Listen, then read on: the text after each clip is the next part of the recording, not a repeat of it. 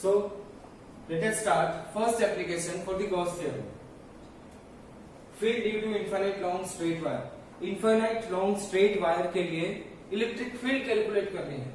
अब सबसे पहली चीज तो यहाँ पे हमें जो वायर की लेंथ गिवन है वो इनफाइनाइट लेंथ का वायर, और सारे इस वायर के ऊपर हमने सारे चार्जेस को ऐसे स्प्रेड किया है. फॉर एग्जाम्पल हमने इस वायर को यहाँ से चार्ज देना स्टार्ट किया. यहाँ पे पॉजिटिव चार्जेस कंडक्टर के अंदर धीरे धीरे धीरे यहाँ पे स्प्रेड होना स्टार्ट हो जाएंगे. तो सबसे पहली चीज चार्जेस का डिस्ट्रीब्यूशन कैसे होगा. जैसे यहाँ पे चार्जेस आना स्टार्ट करेंगे, दोनों पॉजिटिव चार्ज के बीच में रिपल्सिव फोर्स होगा. तो ये दोनों चार्ज एक ऐसे डिस्टेंस के ऊपर सेट हो जाएंगे कि जहां पे उसकी इफेक्ट दोनों चार्जेस के लिए, मतलब इसकी इफेक्ट इसके ऊपर और इसकी इफेक्ट इस वाले चार्ज के ऊपर हमें बैलेंस मिलेगी. सो एक प्रॉपर डिस्टेंस के ऊपर सारे चार्जेस एक दूसरे के साथ अरेंज हो जाएंगे.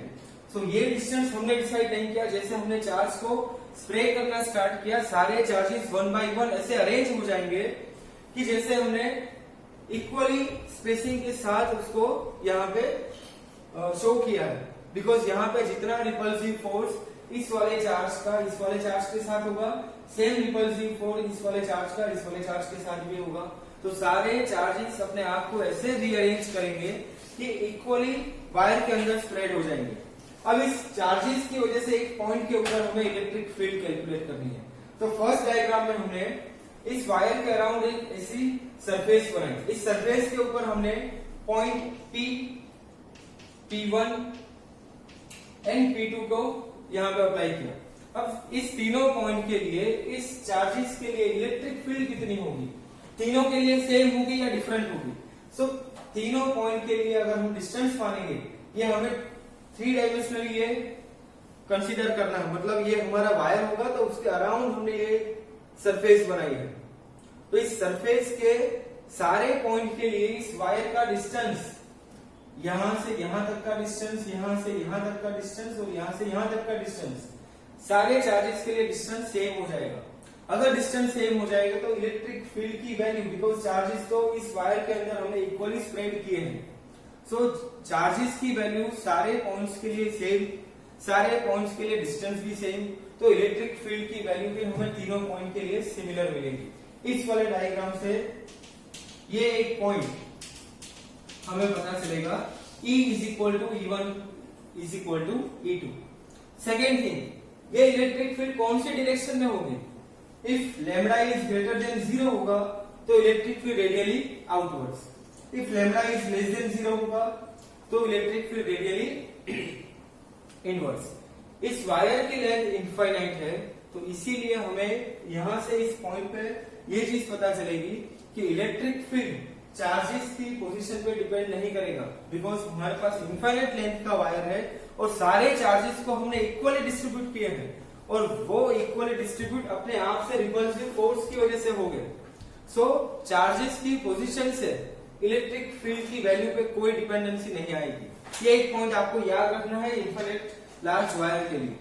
अब इसी कंसेप्ट को हम यहाँ पे अप्लाई करेंगे. ये हमारा ओरिजिनल गॉसियन सरफेस के साथ डायग्राम. अब हमने क्या किया, इसी वायर को एनक्लोज किया एक सरफेस के अंदर. इस सरफेस को हमने नाम दिया है गॉसियन सरफेस, और इसका शेप हमने कंसीडर किया है सिलिंड्रिकल. सो इस सिलिंड्रिकल गॉसियन सरफेस के लिए हमें सपोज सरफेस के इस वाले पॉइंट पे इलेक्ट्रिक फील्ड कैलकुलेट करना है. सो हमने जो 4 पॉइंट दिए थे, फर्स्ट पॉइंट गॉसियन सरफेस और symmetry, second point E dot ds calculate करना है, third point total charge, and the final one is application, मतलब थ्योरम हमें अप्लाई करना है. So point number 1 Gaussian surface हमने सिलेक्ट कर ली. अब बात करेंगे इसके एरिया वेक्टर की.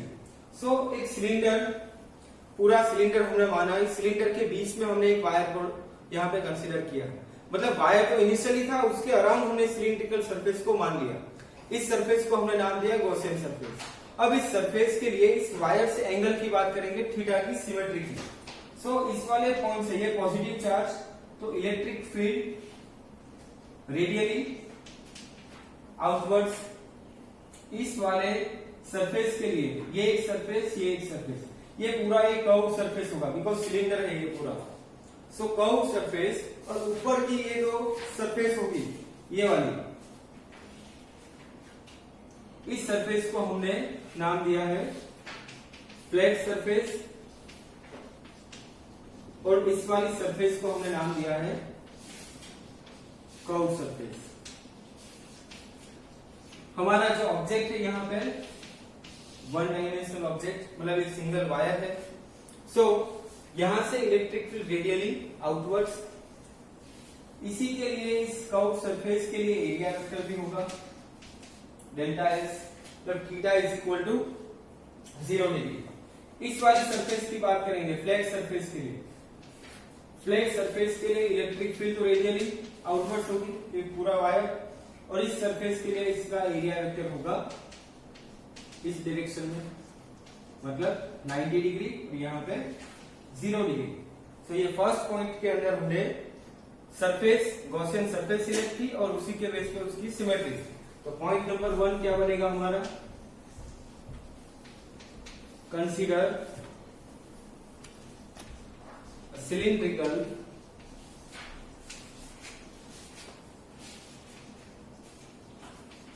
Gaussian surface of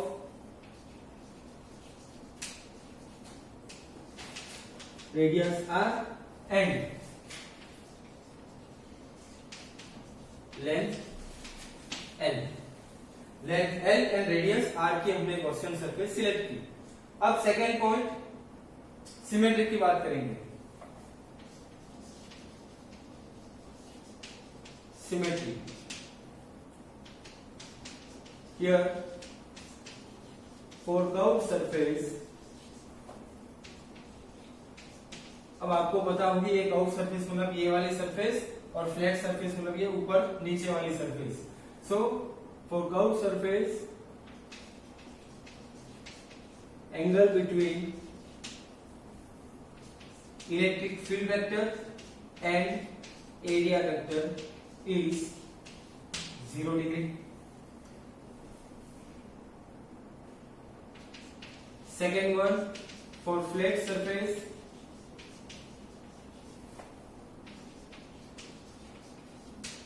angle between E and delta S is 90 degree. ये point number 1. Now point number 2, close integral E dot ds। Close integral को हम ओपन करेंगे, मतलब इस पूरी क्लोज सरफेस को हमने ओपन कर दिया, flat surface plus curve surface में उसको डिफाइन किया। So E dot ds curve surface plus flat surface E dot ds which is equal to curve surface E ds। अब कर्व सरफेस के लिए एंगल कितना है 0 degree, cos 0, plus flat surface के लिए E ds cos 90 which is equal to E close integration ds। अब इस cylinder के लिए एरिया कितना होगा ds E into s which is equal to E into 2 pi rl। ये हमें मिला E डॉट ds, ये LHS, ये second point. Now third point,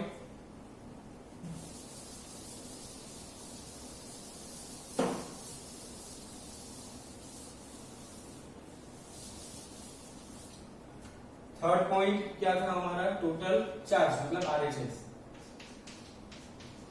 total charge. अब टोटल चार्ज कितना होगा इस वायर के ऊपर, ये वन डायमेंशनल ऑब्जेक्ट है इसलिए लीनियर चार्ज डेंसिटी, ये ऑलरेडी आपको चार्ज डेंसिटी तीनों पता होगी, linear charge density, surface charge density and volume charge density. So lambda is equal to charge upon length. So charge is equal to lambda into length. इस Gaussian surface जितनी length में, इतनी length के wire में कितने charges होंगे, तो Q charges होंगे which is equal to lambda into L. Now fourth and final point,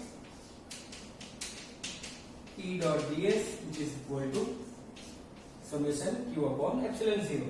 E dot ds, it means E into 2 pi Rn which is equal to summation q मतलब total charge lambda into L upon epsilon 0. So E is equal to lambda upon 2 pi R. ये एक important formula.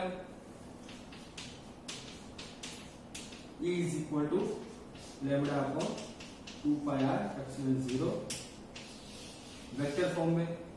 इसी formula को अगर हमने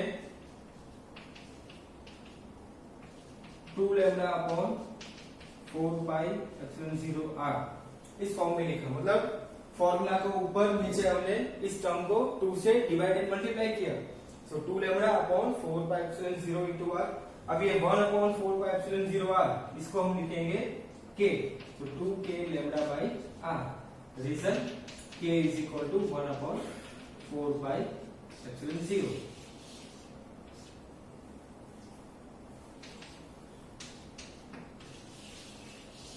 So ये first application का answer.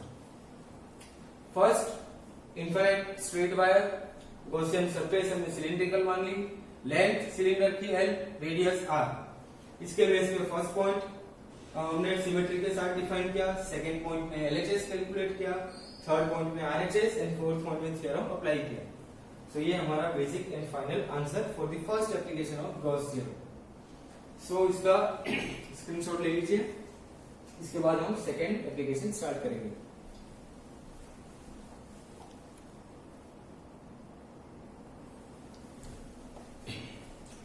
So now it is second application for the Gauss theorem, field due to uniformly charged infinite plane. अब इस एप्लीकेशन के अंदर 2 डायमेंशनल बॉडी हमें गिवन है. इस बॉडी के इस 2 डायमेंशनल इनफाइनाइट चार्ज प्लेन के लिए हमें इलेक्ट्रिक फील्ड कैलकुलेट करनी है. अब ये जो हमने सेंटर के अंदर जो प्लेन बनाई है, इस प्लेन को हमने surface charge density sigma, it means हमने 2 डायमेंशनल बॉडी यहाँ पे कंसीडर की है. तो इसके लिए हमारे पास सरफेस चार्ज डेंसिटी कितनी होगी, सिग्मा. अब इस प्लेन की वजह से ये पूरा पॉजिटिवली चार्ज प्लेन होगा. अब इस प्लेन की वजह से हमें इलेक्ट्रिक फील्ड कैलकुलेट करनी है. अब इलेक्ट्रिक फील्ड कैलकुलेट करने के लिए जैसे हमने गॉस थ्योरम में 4 मेन पॉइंट्स बनाए. First one, Gaussian surface and electric charge Gaussian surface and symmetry. Second point, E dot ds. Third point, electric charge. The fourth one is theorem apply करना है. अब इस इनफाइनाइट प्लेन के लिए हमारे पास कौन सी Gaussian surface हो सकती है? हम यहाँ पे 2 अलग अलग टाइप की सरफेस कंसीडर कर सकते हैं. फॉर एग्जाम्पल, हमने यहाँ पे इस एग्जाम्पल में एक रेक्टेंगुलर Gaussian सरफेस ली है जिसका एक पार्ट नेगेटिव एक्स डायरेक्शन में होगा और बाकी का half part positive x direction में होगा. या फिर हम सिमिलरली सिलेंडर भी इसके लिए सिलेक्ट कर सकते हैं. सो इस सरफेस सिलेक्शन का मेन रीजन क्या होगा? बिकॉज हमारे पास ये एक ऐसी सरफेस होगी, ये ऐसा एरिया वेक्टर होगा ds, और इस पॉजिटिव चार्ज प्लेन की वजह से इलेक्ट्रिक फील्ड भी इस डायरेक्शन में होगी. तो ये मेन बेनिफिट. सेम कंसेप्ट यहाँ पे भी अप्लाई होगा. 2 डायमेंशनल बॉडी है ये. सो इलेक्ट्रिक फील्ड इस वाले डायरेक्शन में और एरिया वेक्टर इस वाले डायरेक्शन में. बाकी बचेगी ऊपर और नीचे की सरफेस और इस तरफ वाली सरफेस. अब इस सरफेस के लिए एरिया वेक्टर कहां पे होगा? इस सरफेस से परपेंडिकुलर. सो इस वाली सरफेस के लिए एरिया वेक्टर ds और इस इनफाइनाइट प्लेन से इलेक्ट्रिक फील्ड रेडियली आउटवर्ड्स. सो हमारे पास ये जो एंगल बनेगा वो 90 डिग्री, बट ये वाला जो एंगल बनेगा वो 0 डिग्री. सो ये चीज आपको याद रखनी है. हम ऐसी सरफेस सिलेक्ट करेंगे जहां पे सिमेट्री इजी बनेगी, जैसे मैंने आपको प्रीवियस लेक्चर में इसका मेन कंसेप्ट एक्सप्लेन किया था. सो यहाँ पे हमारे पास जो इनफाइनाइट प्लेन है, इससे अकॉर्डिंग अगर हमने रेक्टेंगुलर गॉसियन सरफेस सिलेक्ट की है तो उसके लिए हमारे पास सिमेट्री भी अभी रेडी है। इस दोनों सरफेस के लिए हमारे पास जो एंगल होगा सरफेस के लिए जो सिमेट्री होगी वो 0 डिग्री, और इस वाली दोनों सरफेस के लिए या फिर सामने वाले सरफेस के लिए 90 डिग्री। सो पूरी बॉडी को हमने 2 डायमेंशनल बॉडी एक्सेप्ट की और इसी के बेस पे हमने सिमेट्री भी सिलेक्ट की। So point number 1, consider a rectangular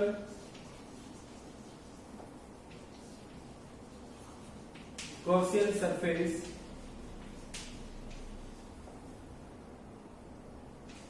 of length 2x। Total length कितनी होगी इस सरफेस के लिए? 2x।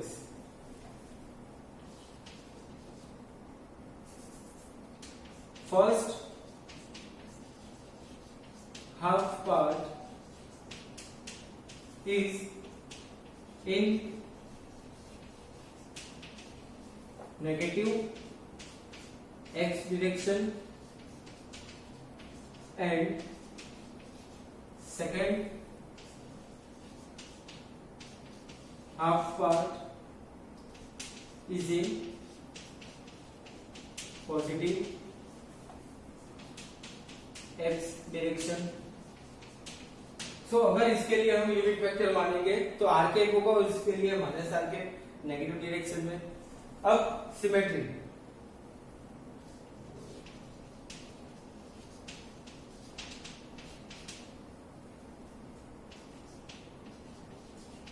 Angle between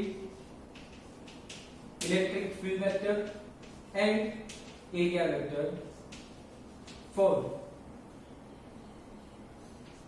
first side.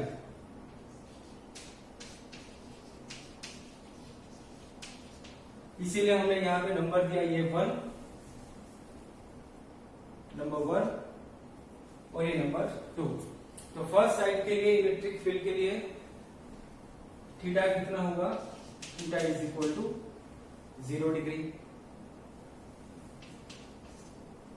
And for the second side also theta is equal to 0 degree। Sides perpendicular to electric field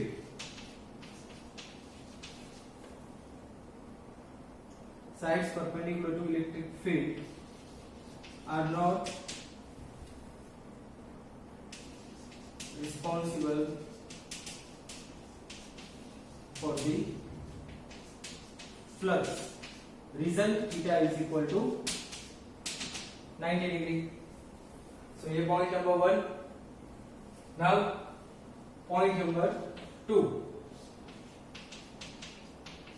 E dot ds which is equal to, इसको close integral को open करेंगे, surface number 1 E dot ds plus surface number 2 E dot ds plus इस surface को हमने नाम दे दिया 3, इसको नाम दे दिया 4।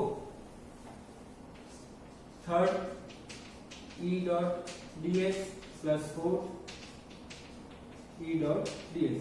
2 डायमेंशनल बॉडी, इसलिए हमने चारों पार्ट को कंसीडर किया। Now E dot ds, first surface के लिए E ds cos 0, second one E ds cos 0, third one E ds cos 90 plus E ds cos 90। इस दोनों पार्ट के लिए 0 और इस दोनों पार्ट के लिए E ds plus E ds which is equal to E into S plus E into S which is equal to 2 times ES। E dot ds